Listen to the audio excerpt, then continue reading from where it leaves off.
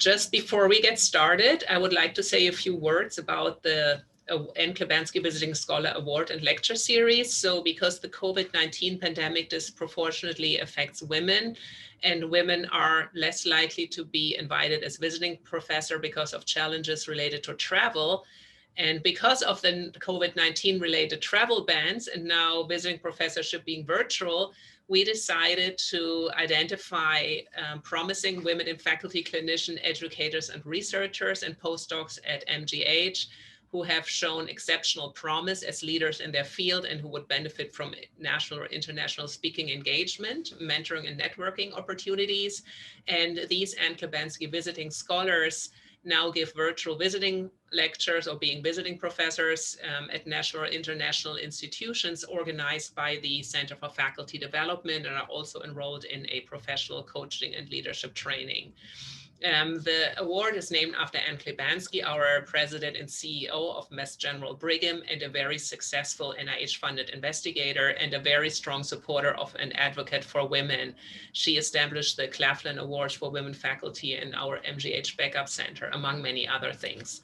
So here is a picture of our Anne Klibanski Visiting Scholars, and I would like to highlight Alice Lam, who is our speaker today.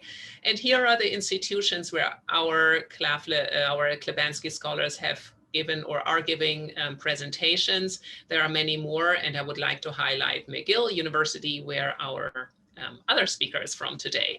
So to support and advance the career of women, not only at MGH, but in the US and abroad, we established the Anne Klibanski Visiting Lecture Series to bring together faculty members from institutions that have hosted our Anne Klibanski Scholars with the MGH scholars on topics that overlap both research areas. And we also invite faculty from the outside institution to present on their own. And the lectures are open then to both the MGH community and the community of the host institutions. So now it's my great pleasure to introduce today's speakers. So first we have Eliane Kobayashi, and Eliane is an epileptologist at the Montreal Neurological Institute, or MNI, and her research interests focus on the application of multimodal neurophysiology, structural and functional neuroimaging in epilepsies, for what she has been twice awarded the American Epilepsy Society Early Career Physician Scientist Award.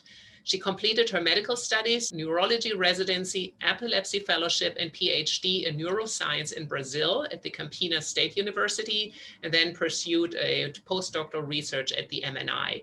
She is an assistant professor at the Department of Neurology and Neurosurgery at McGill, and at the MNI, she is attending neurologist and neurophysiologist at the Epilepsy Monitoring Unit, EED Department, and Epilepsy Clinics. She is program director of the MNI Frederick Enderman Epilepsy and EEG Clinical and Research Fellowship, as well as director of the MNI Epilepsy Pediatric Transition Clinical and Program. And then we have our own Alice Lam, and Alice is an assistant professor of neurology at HMS and the MGH. And after receiving her MD PhD degree from the University of Michigan, she completed her residency training in neurology at Partners Neurology, which is the combined Mass General and Brigham fellowship training program, and completed her fellowship training in epilepsy and clinical neurophysiology at the MGH. And she's currently a faculty member in the Department of Neurology here at MGH. And as a physician, she takes care of patients in both a subspecialty epilepsy clinic as well as a memory disorders unit. Her clinical and translational research program explores the interface between epilepsy, the neurodegenerative diseases, and cognition. And she uses a combination of neurophysiology, signal processing, machine learning, neuroimaging, and cognitive outcomes. And she also leverages neurophysiology data collected from patients with temporal lobe epilepsy to develop novel diagnostic and therapeutic approaches to Alzheimer's disease. Dr. Lam is the recipient of the American Academy of Neurology Susan S. Spencer Award, the American Epilepsy Society Young Investigator Award, and the MGH Anne Klibanski Visiting Scholars Award. So without further ado, we have Eliane start the first part of the lecture. And while she's bringing up her slides, we will wait with questions until the end of both lectures. But please put your questions in the chat and I will ask them at the end. So great pleasure, Eliane, to have you start our lecture. Thank you very much. Good afternoon. I'd like to thank you once again for this invitation to give this talk in this prestigious lecture series. And it is a great honor for me to join Alice today to talk about imaging focal hyperexcitability in the epileptic brain. So I'm gonna focus my talk on the studies using in vivo imaging of metabotropic glutamate receptor type 5 in focal epilepsy. But before, I would like to give a brief overview that will follow this following outline. I have no relevant financial disclosures related to the topics presented here today. I would like to start by reminding ourselves that epilepsy is a significant, important neurological chronic condition that unfortunately is characterized by recurrent unprovoked seizures. And the prevalence and incidence of epilepsy is non-negligible. And the incidence of seizures follow this U-shaped curve throughout the timeline with the high incidence during the first 10 years of age, and again, a second peak at later years after our 60s. The most common form of epilepsies is, especially in adults, is what we call focal epilepsies, in which seizures start from a focal area of the brain. And within focal epilepsies, the most prevalent is what we call temporal lobe epilepsy. And here in this slide, I give an example of a seizure depicted in the EEG recording starting on the right temporal channels. And this seizure, it evolves with the impaired awareness and automatism involving chewing and swallowing, which impacts those artifacts that you can see obscuring my EEG signal. And this is different from the common concept of a convulsion as a part of a epilepsy manifestation. Some seizures might be subtle, and in this case, the patient didn't even realize he had a seizure. As part of the investigation of epilepsies, and in particularly temporal lobe epilepsy, we also use magnetic resonance imaging studies to identify underlying anatomical changes and structural lesions that could cause epilepsy and seizures. And in temporal lobe epilepsy, most frequently we find signs that we call hippocampal atrophy, as illustrated here in this T1 and 2 weighted images in coronal cuts from this patient that shows a reduced volume of this hippocampal structure as compared to the contralateral side, an abnormal internal structure with hypointense signal in the T1 weighted image and hyperintense signal in the T2 weighted image. The neuropathological substrate of MRI finding of hippocampal atrophy is hippocampal sclerosis, as illustrated here on the right, with the variable degrees of neuronal loss in the almond horn sectors and dentate gyrus, as well as astrogliosis, as compared to the control hippocampus from necropsy brain, illustrated here on the left. Unfortunately, 30% of patients with temporal lobe epilepsy will develop drug resistance. That means failing at least 2 appropriate therapies with anti-seizure medications. And fortunately, for these patients, epilepsy surgery can be considered, especially when investigations point to a congruency in terms of findings indicating the location of the seizure focus. And in the best surgical candidates with unilateral hippocampal atrophy in their MRI, 80% or even more seizure freedom rates can be observed depending on how good the resection can be made. Here on the left, we have an example of selective amygdalohypocampectomy, and on the right, an anterior temporal resection, including amygdala and hippocampus. As you can see, epilepsy is an important disease with symptoms that impact significantly the quality of life of our patients, and to whom we use anti-seizure medications to prevent further seizures, and when these fail, we can discuss surgical candidacy. However, still, we don't know which patients will develop pharmacoresistance.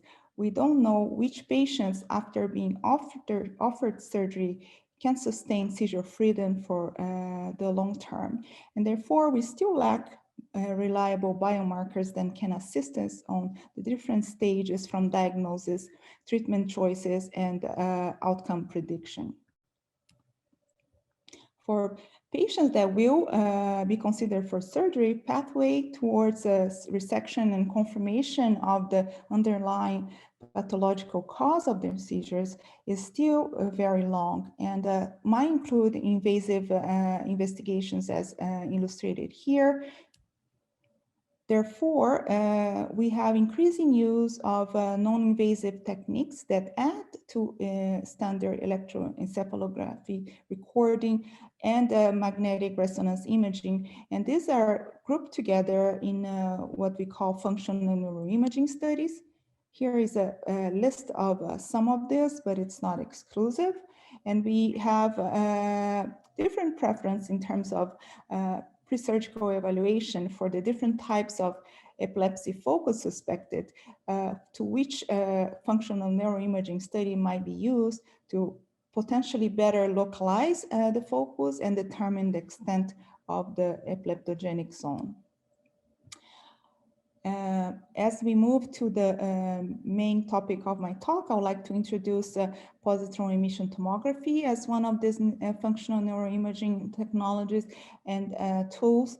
And as illustrated here, we do need some infrastructure to be able to produce in-house most relevant molecular probe or radioligands for not only clinical use, but also research investigations in the human brain. Moreover, we need specialized and trained personnel and a dedicated PET camera to be able to produce these PET images that can give us insight about brain function and dysfunction. What can we measure with positron emission tomography?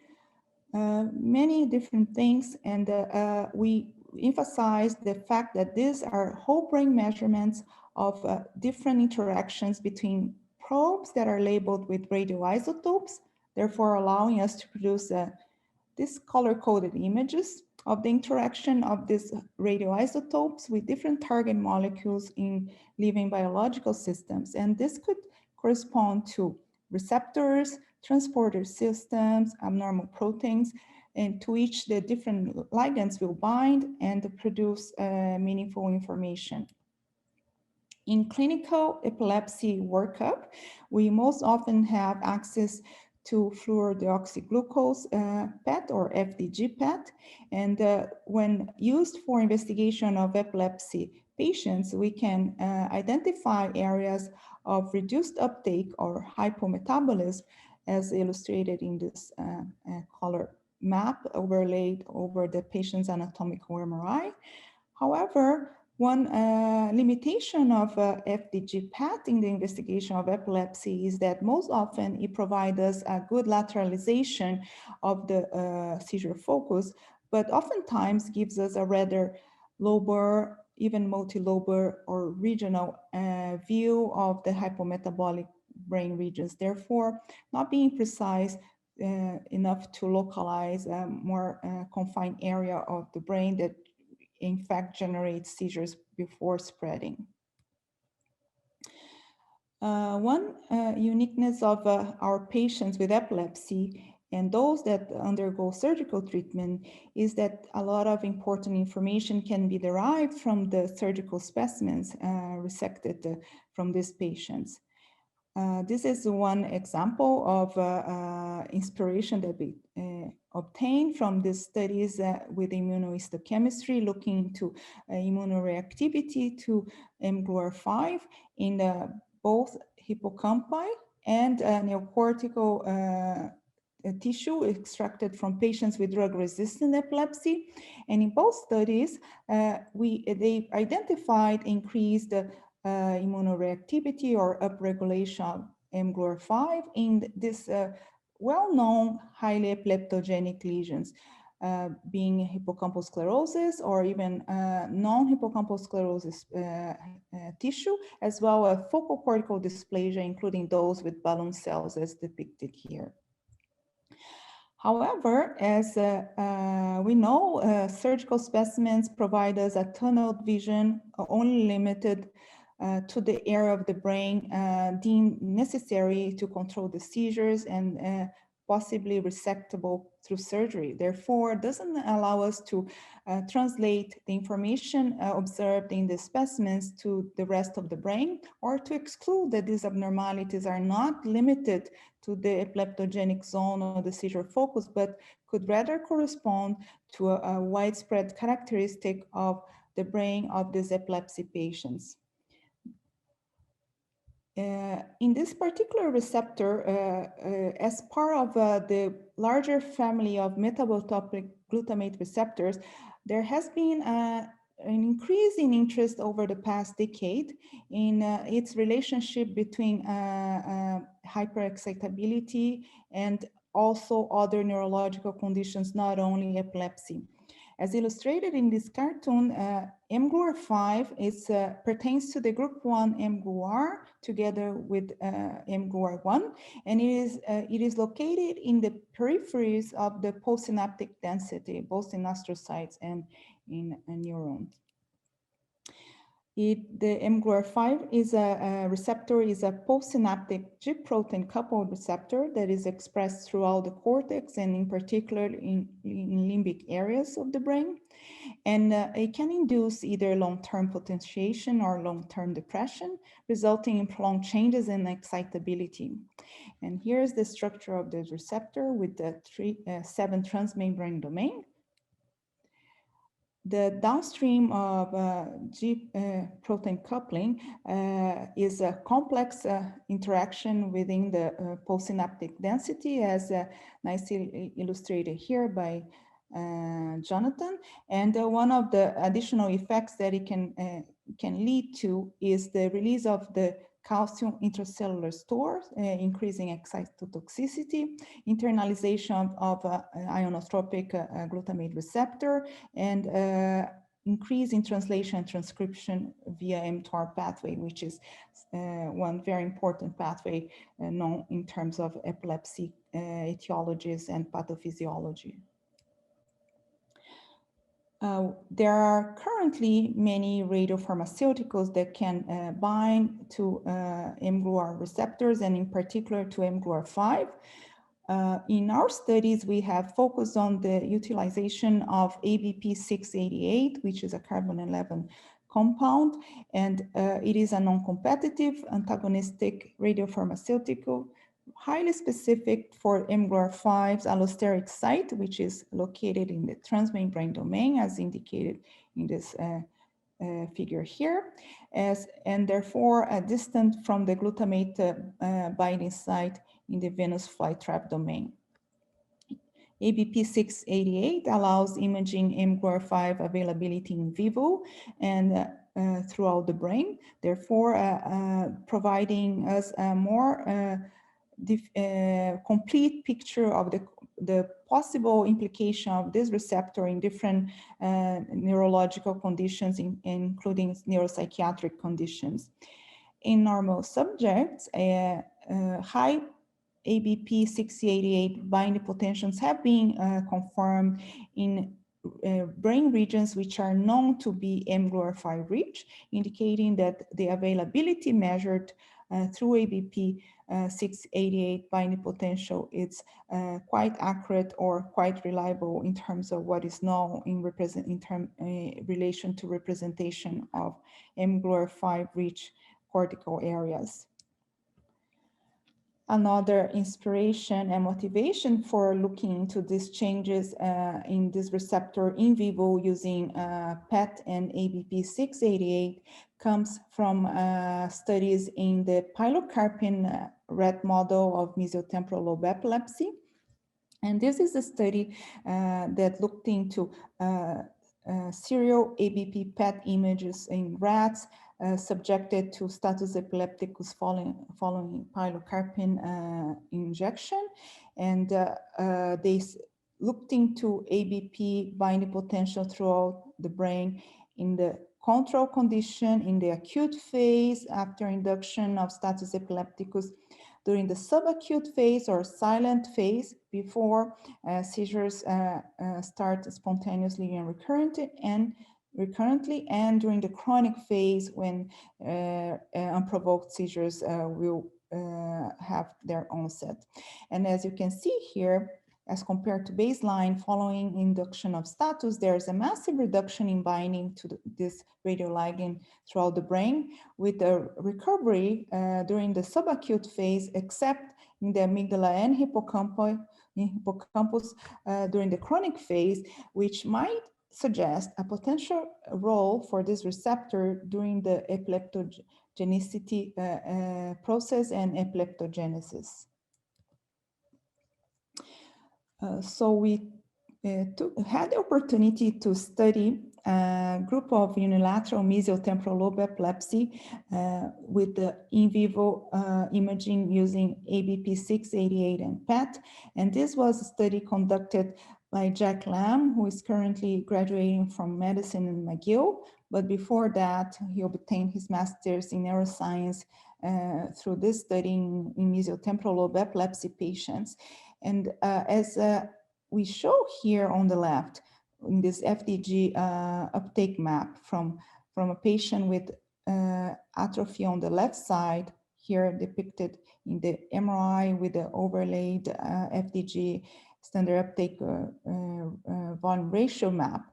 As you can see, there is a rather reduced uptake, but not very significantly as compared to the other areas of the brain, including temporal pole and the contralateral side, as contrasted to the ABP688 binding potential map to the same patient here on the right side.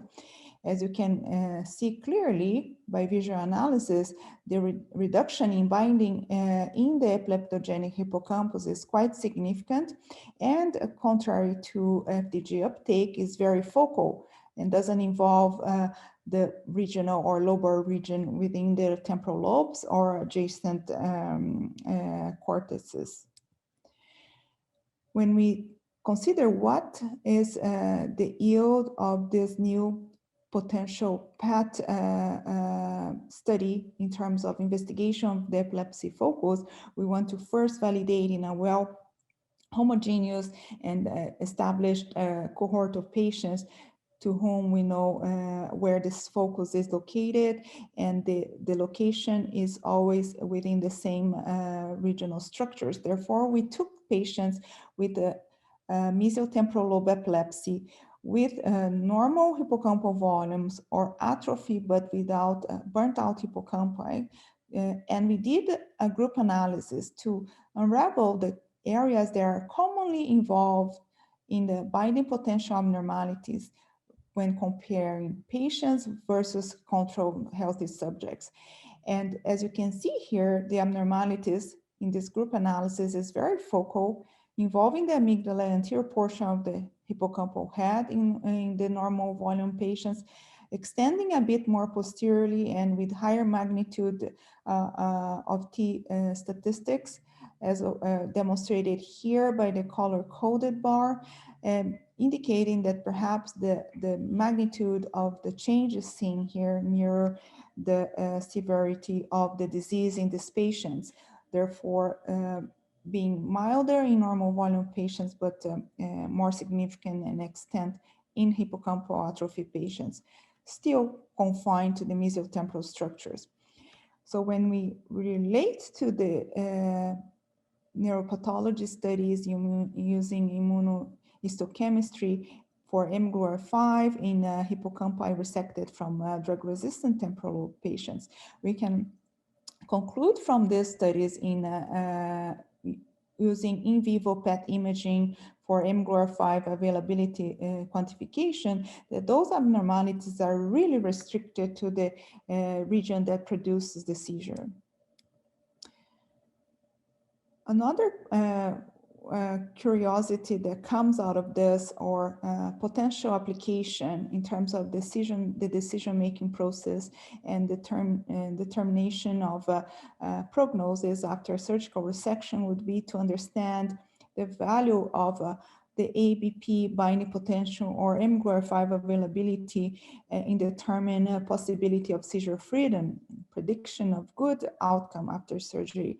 So in this other study, Jack took the different hippocampal subfields segmented from the MRI and divided in 3 major subfields for extraction of binding potential maps values from the ABP 688 whole brain maps, and determine whether there was a difference between seizure-free patients indicated in gray and non-seizure-free patients indicated in white. And when looking into different subfield analysis and contrasted with the whole ROI for the hippocampal head, we found that there is a reduced binding in the CA1, 2, and 3 region in patients that evolved with seizure freedom after surgery as compared to those that did not, as you can see here. In terms of the specimens that we obtained, and again, going back to the first study that inspired this in vivo PET imaging evaluation, we found here in our patients that there was an increase of immunohistochemistry immunoreactivity to mGlu5 antibody as opposed to necropsy controls for the same segment. And here I illustrate a patient with right mesial temporal lobe epilepsy that became seizure-free after surgery and has clear increased immunoreactivity as compared to necropsy controls. So you might wonder, how do you make a sense of reduced binding using PET and ABP688 to measure mGlu5 availability non-invasively throughout the brain, and the data from immunohistochemistry studies that showed increased immunoreactivity. To look into that, we performed a different evaluation in the tissue resected from patients and compared to controls from necropsy from the brain bank. And here you can see a measurement of mGlu5 protein as in relation to the housekeeping protein, therefore normalized for both controls and patients. And you can see there is an increased protein quantification in patient group as opposed to controls.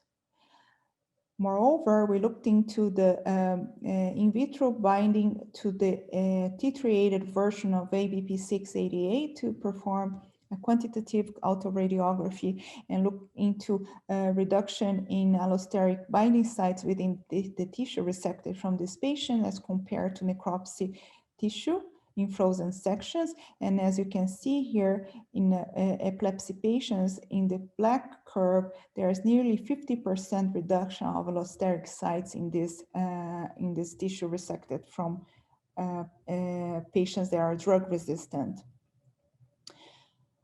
One possible explanation is the dynamics of this receptor and how it changes its conformation when there is a glutamate bound to the orthosteric site. We know that many different challenge experiments can be performed in humans with the repeat scans as well as in animals with the goal of increasing or decreasing glutamate extracellularly and looking into changes between baseline and challenge conditions. And the studies have shown that there is a reduced binding after challenge with increased glutamate extracellularly, therefore indicating that the conformation of the mGlu5 receptor might change when the glutamate is bound to the orthosteric site, which might make the transmembrane sites that are specific for this ligand to bind unavailable, and therefore reduced binding is seen in the color-coded imaging reflecting radioactivity. Why this is relevant? I think that we have shown, at least in this cohort of patients with well-defined unilateral mesial temporal lobe epilepsy patients, where we know where the location of the focus is, that this imaging study looking into availability of this glutamatergic receptor clearly shows a significant decline in binding that allows us to localize more precisely the epileptogenic zone as compared to the standard clinically used FDG uptake. This will allow perhaps patients with MRI negative epilepsies to move forward towards investigation for surgical candidacy, and perhaps change the decision-making process towards offering resective surgery in some of these patients.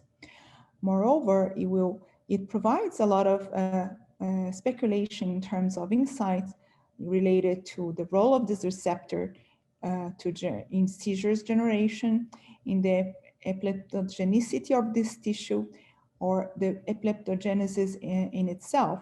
And finally, it could be that this receptor is involved in adaptations that are necessary to avoid seizures from continuing and firing more frequently than we can possibly measure or identify through clinical manifestation and EEG recording, and a protective role for the different hippocampal sectors that are preserved, as opposed to the most affected CA regions in the classic hippocampal sclerosis specimens, might be due to the impact of mGOR5 rich segments of these structures that will protect from not only excitotoxicity, but also cell loss and degeneration related to that excitotoxicity.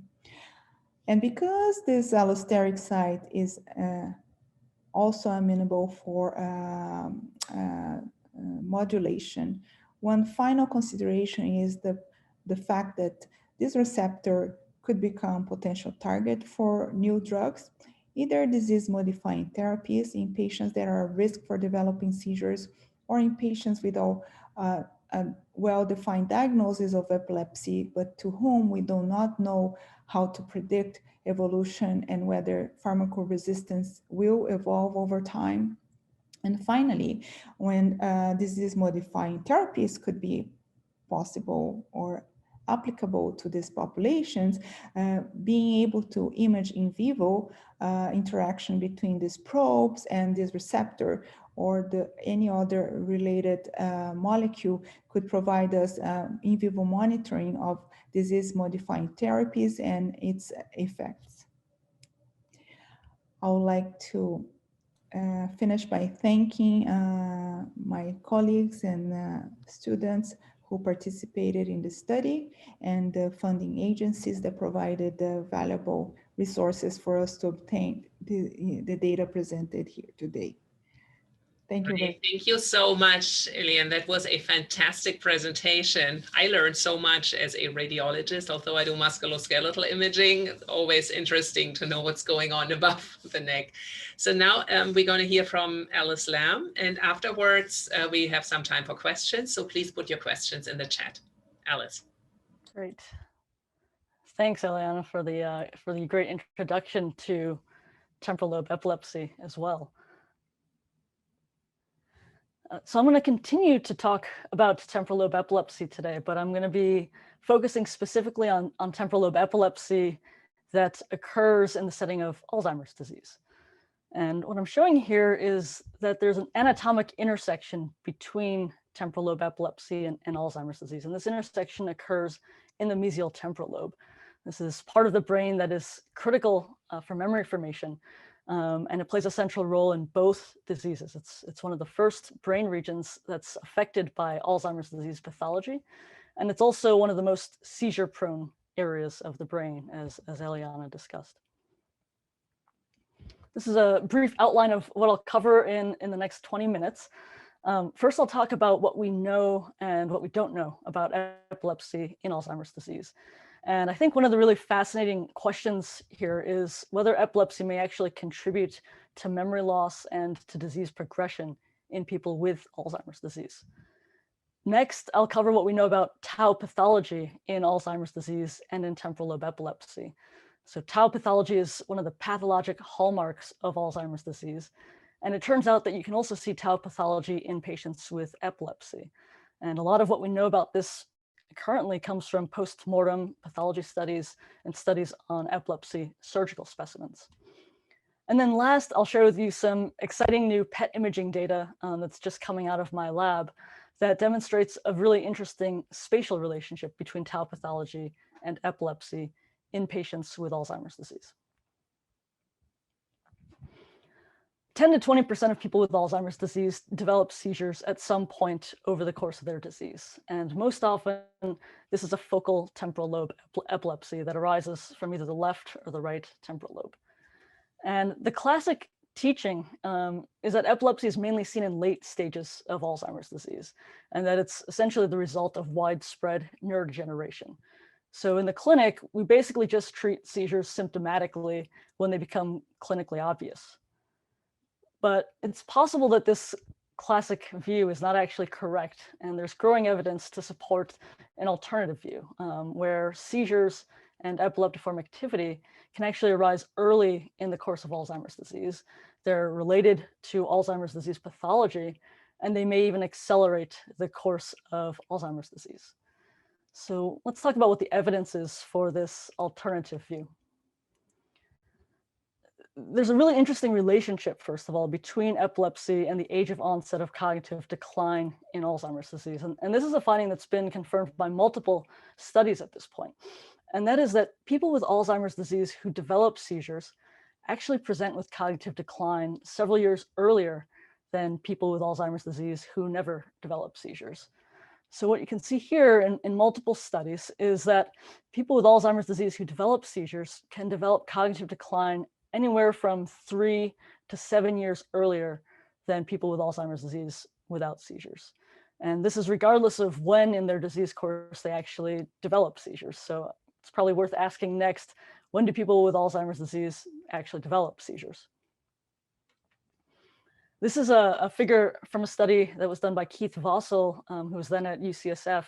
And he asked the question, for someone with Alzheimer's disease who develops seizures related to Alzheimer's disease, when did they have their first seizure relative to when they first developed memory problems? And what he found was that 40% of patients had their first seizure either in the same year that they developed cognitive decline or in the 5 years preceding that. And Ronnie Sarkis at the Brigham published a similar study, again asking when someone with Alzheimer's disease has their first seizure relative to when they develop cognitive decline. And he found that 14% of patients had their first seizure either in the first year that they developed cognitive decline or in the preceding 5 years. And I think it's important to note that in both of these studies, almost 50% of the patients had non-convulsive seizures. As Eliane pointed out, these are very subtle seizures, and these are subtle symptoms that are often missed by patients and caregivers and even clinicians sometimes. So I think it's possible that actually these patients may have had seizures starting even earlier than is shown here. It was just not diagnosed yet. There's also an important relationship between seizures and clinical progression of Alzheimer's disease. This is a study that was done looking at data from the NAC, the National Alzheimer's Coordinating Center. And this is a really large data set. It consists of data that's collected from 34 Alzheimer's disease centers across the US. It followed over 10,000 people with Alzheimer's disease annually over many years. And one of the questions that was asked as part of the annual follow-up study for each of these patients is whether or not the patient has active seizures, whether or not they've had a seizure in the past year or are currently requiring medication to control seizures. And so the study compared the Alzheimer's patients who had active seizures with the Alzheimer's patients who had no history of seizures.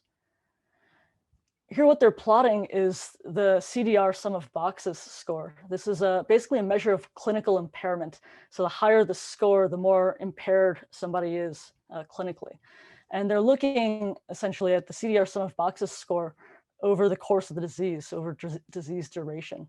And each of these, circles is basically an individual patient that was followed. And the ones who have seizures are colored in red. The ones who don't have seizures are colored in blue. And what they found was that at any given point in the disease, at any given duration, the patients who had seizures were much more impaired than the patients who didn't have seizures. And not only were they more impaired, but you can see the difference in the slopes here. They seem to progress more quickly than the patients who don't have seizures. So what I've just shown you is that seizures can occur early on in the course of Alzheimer's disease. Sometimes they can, precede the onset of cognitive impairment, that they're associated with an earlier age of onset of cognitive decline, and that they're associated with a more rapid rate of clinical progression. And so I want to try to put that into a framework that we more typically think about Alzheimer's disease on. This is a pretty well-known schematic of the biomarker abnormalities that develop in Alzheimer's disease. This is a schematic that was developed by Clifford Jack at the Mayo. We typically think of Alzheimer's disease as a double proteinopathy. So there's two pathologic hallmarks of Alzheimer's disease, and those are amyloid plaques and tau neurofibrillary tangles. And the earliest biomarker changes that we can see are accumulation of amyloid pathology. And once you have enough amyloid pathology, then you can start to accumulate tau, and you start to see tau increase throughout the brain. And it's when you have both amyloid and tau that you start to see neurodegeneration or loss of neurons. You have to have all three of these things, amyloid, tau, and neurodegeneration, before you start to develop cognitive impairment in Alzheimer's disease. And if you measure the amount of time it takes to go from when you first start to accumulate amyloid and when you first develop cognitive impairments, it's actually about 10 to 20 years. This is a period that we call the preclinical stage of Alzheimer's disease, where this pathology is building up in the brain, but there are no clinical signs that this person has Alzheimer's disease yet. And if you remember, what I've said about the relationship between epilepsy and cognitive decline in Alzheimer's disease, the question is, does epilepsy accelerate the transition between preclinical and clinical Alzheimer's disease? Does it somehow interact with the pathology to accelerate the course of the disease? So we now know that while amyloid is definitely necessary to start off this pathophysiologic cascade, it's actually tau pathology that correlates much more closely with subsequent neuronal loss and with cognitive decline in Alzheimer's disease. And so I'm going to focus primarily on tau pathology today. I'll say that one other option is that it's possible that epilepsy is just a biomarker of more aggressive forms of Alzheimer's, right? So maybe it's just a biomarker of forms of Alzheimer's that start earlier and that progress more rapidly. And this is an open question in the field right now. All right. So what we know from post-mortem studies, as well as from in vivo tau PET imaging studies, is that over the course of Alzheimer's disease, tau pathology generally spreads in a very, very stereotyped pattern. So tau is thought to spread transsynaptically across neuronal networks in a pattern that was initially described by a pathologist named Brock. And so the tau pathology is staged in these Brock stages. So you first start to see tau accumulating in the mesial temporal lobe, in the transentorhinal cortex. And then from there, tau will propagate to involve the limbic structures. It propagates to involve the hippocampus, start to involve the temporal neocortex and the basal frontal neocortex. And then from there, it spreads even further to extend, throughout the neocortex. It's usually when tau spreads from the mesial temporal lobe to the temporal neocortex that heralds the onset of cognitive decline in Alzheimer's disease. So this is tau progressing through Alzheimer's disease. What does tau pathology have to do with epilepsy? So in this next part of the talk, we'll take a look at what we know about tau pathology in epilepsy. These figures are from a post-mortem study that was done looking at the brains of individuals with chronic severe epilepsy. And actually at the top here is the control group. So this is from a consecutive post-mortem series where you can see the typical distribution of Brock staging of tau pathology across normal aging. And the lighter blue colors you see indicate more higher Braak stages or more extensive tau pathology. And as you see, as people get older, they start to develop more extensive tau pathology. Below is what you see in terms of tau pathology for patients who have had chronic severe epilepsy over the course of their lives. And what this group found was that across multiple age groups, starting particularly in the young middle-aged groups and going on from there, you actually see more tau pathology in the brains of these epilepsy patients than would be expected for their age, for reasons that aren't entirely clear. So the same group published another study where they looked specifically at epilepsy surgical specimens from patients with refractory temporal lobe epilepsy. These are the temporal lobectomy specimens that Eliane mentioned in her talk. And what they found was that there was tau pathology actually in 94% of the temporal lobectomy specimens that they examined. You can see an example of that here. This brown immunostaining is tau pathology. You see this black box. If you magnify that under the microscope, you can actually see this tau pathology, these neurofibrillary tangles that are developing in the brains of people with temporal lobe epilepsy. And interestingly, they found that the amount of tau pathology in these surgical specimens actually correlated with decline in cognition after surgery. So while it's not clear why this pathologic tau is developing in the brains of people with epilepsy, it does seem to be associated with cognitive outcomes. So around the same time that these pathology studies were coming out, there were papers coming out from the animal literature, from mouse models of Alzheimer's disease, showing that neuronal activity actually drives the release of tau from neurons and enhances tau propagation. So now this is starting to get interesting because in Alzheimer's disease, we know that tau spreads across these neural networks by a mechanism that's enhanced by neuronal activity.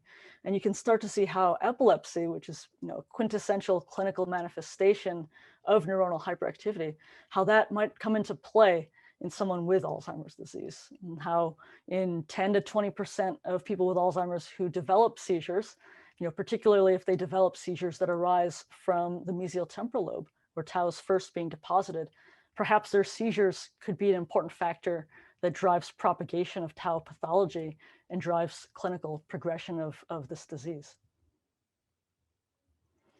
So what is the relationship between epilepsy and tau pathology in someone with Alzheimer's disease? Again, the classic teaching is that epilepsy and Alzheimer's disease is not actually associated with Alzheimer's pathology. It's just this end stage, symptom of neurodegeneration. Whereas, this alternative view suggests that epilepsy may actually be directly related to Alzheimer's pathology.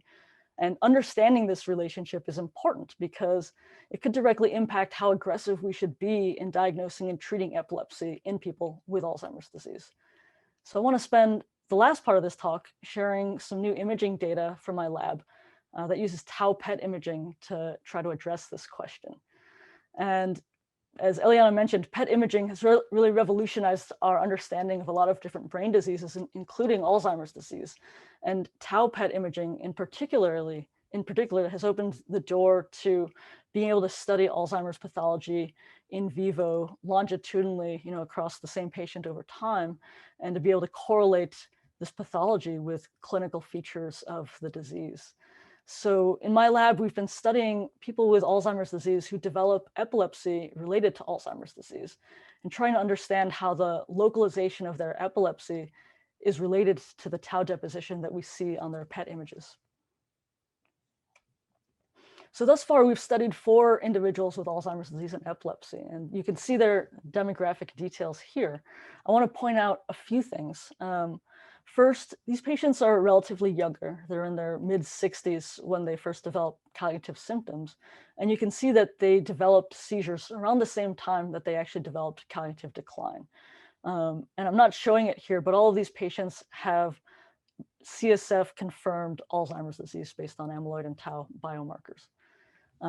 In these patients, we can use their EEG, their brainwave study, to determine where their epilepsy arises from. And as you can see, we had 2 patients with left temporal lobe epilepsy and 2 patients with right temporal lobe epilepsy. So here are the tau PET images for these 4 patients. And I've arranged these images not by right, left, like you would typically look at radiographic images, but actually I've arranged them so that it's oriented based on the hemisphere that's ipsilateral to where their epilepsy arises from. So their epileptogenic hemisphere is going to be on the right side for all of these patients, and the non-epileptogenic, the contralateral hemisphere, will be on the left side. So these results are actually pretty striking. So let's take a look at it. In patient 1, you can see this very clear asymmetry of tau deposition. There's increased tau in the temporal neocortex, in the parietal lobe, and in the frontal lobe on the same side that this patient's epilepsy arises from. Patient 2 looks pretty similar to patient 1. Again, you can see there's increased tau deposition, and it probably goes without saying, but I'll say it anyway, that the more red you see, the more tau is depositing on these images. But patient 2 looks very similar. Again, there's a lot more tau pathology that you see over the epileptogenic hemisphere compared to the side that doesn't have epilepsy. Patients 3 and 4 are different. They have a much lower global tau burden compared to patients 1 and 2. But what you see there is also really interesting, because what you see is a very exquisitely focal deposition of tau that's occurring in the temporal neocortex in these patients. In patient 3, you see this very focal accumulation of tau in the superior temporal gyrus, the inferior temporal gyrus here. And in patient 4, same thing. On the side with the epilepsy, you see this focal accumulation of tau in the temporal neocortex, particularly in the middle temporal gyrus in this patient's case. We wanted to quantify the extent of tau asymmetry in these patients to try to understand where these asymmetries are the greatest. So to do that, we calculated an asymmetry index, which is based on this equation that you see here. And this is a plot of what the asymmetry index looks like across the 4 patients. So each of the rows represents a different brain region that's roughly ordered from frontal to occipital. And each of the columns represents a different patient. And I've color-coded the asymmetry indices in each of these patients so that if it's red, that means there's a lot more asymmetry that's favoring the side of the epilepsy compared to the contralateral side. And it's blue if it favors the contralateral side. And what you can see is there's a lot of red here. It's red and it's fairly focal. So again, in the temporal neocortical regions, you see this striking tau asymmetry in the frontal part of the frontal lobe, as well as in the parietal lobe. You see this tau asymmetry. We next wondered whether this extent of tau asymmetry was unusual or not for Alzheimer's disease. So we compared our epilepsy patients to a group of control patients. So these are patients with Alzheimer's disease who were at similar clinical stages of disease to our epilepsy patients, but who did not have a history of epilepsy. And what I'm showing you here are box and whiskers plots showing you the distribution of tau asymmetry index for the control group. So this is what you typically see in run-of-the-mill Alzheimer's disease in terms of tau asymmetry. And in the colored dots, I'm plotting the individual patients that we studied who have Alzheimer's disease and epilepsy. And you can see, I'm plotting specific regions of interest where we found there to be a high tau asymmetry in the epilepsy patients. And you can see that for pretty much all of these regions, the epilepsy patients, the asymmetry index falls above what you see for the control group. And it's statistically significant in specific regions, the inferior temporal gyrus, the bank of the superior temporal sulcus, inferior parietal lobule, and the supramarginal gyrus. These are all areas where the neocortical spread of tau, it's basically when tau spreads from the mesial temporal lobe to the neocortex. These are all sort of the first areas that you'll see tau spread to. Interestingly, we didn't see tau asymmetry in the mesial temporal region, which is where, as I said, tau pathology first starts. And one way to interpret this would be to say that in people with Alzheimer's disease who develop epilepsy, they develop this unilateral mesial temporal lobe hyperexcitability that drives asymmetric propagation of tau to downstream regions, so to the temporal neocortex and the parietal and frontal lobes on the ipsilateral side. All right, so what I've just shown you in these 4 patients is that there's a spatial link between focal epilepsy and tau deposition in Alzheimer's disease. And we're finding asymmetric increased deposition of tau in the epileptogenic hemisphere. And that tells us that there's a relationship between epilepsy and tau pathology in these patients. It favors this alternative view that I talked about to show that epilepsy is actually directly related to Alzheimer's disease pathology. But while I've shown you the spatial association, the directionality of this link is still unclear, right? So whether focal epilepsy in Alzheimer's disease causes focal deposition of tau, or whether focal epilepsy is a result of focal deposition of tau is unclear. And perhaps both of these things are actually going on in concert, but nobody knows yet. So to summarize what I've talked about, we've talked about how epilepsy is a common feature of Alzheimer's disease. It arises early in the disease course. It's associated with an earlier age of onset of cognitive decline. It's associated with a more rapid rate of disease progression. And in Alzheimer's disease, tau pathology starts in the mesial temporal lobe. It spreads along neural networks through a mechanism that's driven by neuronal activity. And finally, I showed you that in our preliminary PET imaging data in humans with Alzheimer's disease-related epilepsy, we're actually seeing a spatial link between focal epilepsy and increased tau deposition. And I think that these kinds of studies will be really important as we move forward to really try to understand what the relationship is between epilepsy and Alzheimer's disease pathology, and that this could influence how we think about Alzheimer's disease and how we think about treating Alzheimer's disease. So I'll stop there. Thank the members of my lab. I didn't include Danielle Mablium. She's a research coordinator in Keith Johnson's lab who actually did a lot of the PET image processing that I showed you here. And I want to thank my mentors as well, and my many collaborators who make it really fun to be doing this kind of research, bridging epilepsy and Alzheimer's disease. Wow. Thank you so much, Alice and Eliane. They were two fantastic presentations, and there are several questions. And I start with you, Alice, and this is one actually I had myself when I was listening to your talk. Curious, so Claire Jacobs is asking, curious what Dr. Lamb's thoughts are on, number one, whether history of seizures is a risk factor for Alzheimer's disease. That's what I was wondering when I was listening to your talk, and she says common concern of people with epilepsy. So I let you answer this first, and there are two more. Yeah, so there is definitely an association. There's a bidirectional association actually between epilepsy and Alzheimer's disease. So if you have epilepsy, you are at about a 2 to 3-fold increased risk of developing Alzheimer's disease. Likewise, if you have Alzheimer's disease, you have a 2 to 3-fold increased risk of developing epilepsy. Okay. And there is this idea that maybe in some patients who develop late onset epilepsy, epilepsy after the age 65, there are people who wonder whether that may be sort of a prodromal stage of Alzheimer's disease or a harbinger of cognitive decline to come. So fascinating. So number two, if these data on worse functional status in Alzheimer's disease in seizure patients should push clinicians to be more aggressive about treating possible seizures or events suspicious for seizures in older patients, even without evidence of cognitive decline, and even if EEG is so-called normal? That's kind of the $1 million question.